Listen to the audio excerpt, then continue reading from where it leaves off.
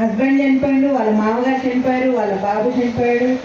బయట family relation highway వాళ్ళు కూడా చెప్తున్నారు.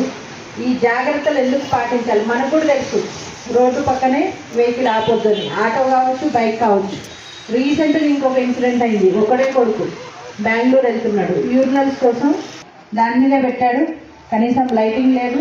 స్పీడ్గా ఒక్కసారి మీరు హైవే పక్కన నిలబడండి, ఏ లారీ అయినా ట్రక్ అన్నా పోయేటప్పుడు ఒళ్ళు కంపిస్తుంది. మేము చాలాసార్లు బందోబస్తులో భాగంగా నిలబడితే మాకు ఒకప్పుడు తెలియదు, కానీ ఒక్కసారి నిలబడి చూడండి, ఆ వైబ్రేషన్కే మనకు బాడీ అంతా కంపించిపోతుంది, అంత భయానకంగా ఉంటుంది.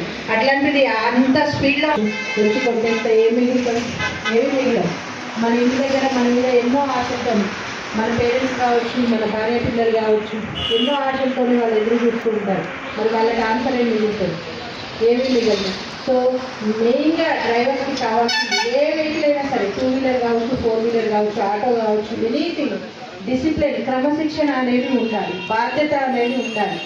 నేను ఈరోజు సురక్షితంగా డ్రైవ్ చేసి నాతో పాటు వచ్చిన వాళ్ళని సురక్షితంగా గమ్యం చేర్చాలి, నేను కూడా సురక్షితంగా ఇంటికి వెళ్ళాలి అని అనుకున్న రోజు మనము చాలా ప్రమాదాలు నివారించవచ్చు. ఇందాక చెప్పారు మన భాను గారు, లేని డిసిప్లిన్. మేము ఆ రోజు దసరా తర్వాత హెవీ ట్రాఫిక్ ఉందనేసి ఇక్కడైనా ఎంత స్పీడ్గా పోయినా 1 నిమిషం కంటే ముందే ఎక్కువ ఏం రీచ్ అవ్వదు. కార్లో ఒక 50 ఇయర్స్ ఓల్డ్ ఏజ్ వాళ్ళు 2 భార్య భర్తలు ఉన్నారు. అదే 1 నిమిషంలో ఏమన్నా మనకు గోల్డ్ మెడల్ వస్తుందా? మనం ఒలింపిక్స్ కాదు కదా పరిగెడుతుంది, మనం వెళ్ళేది మన ఇంటికే కదా.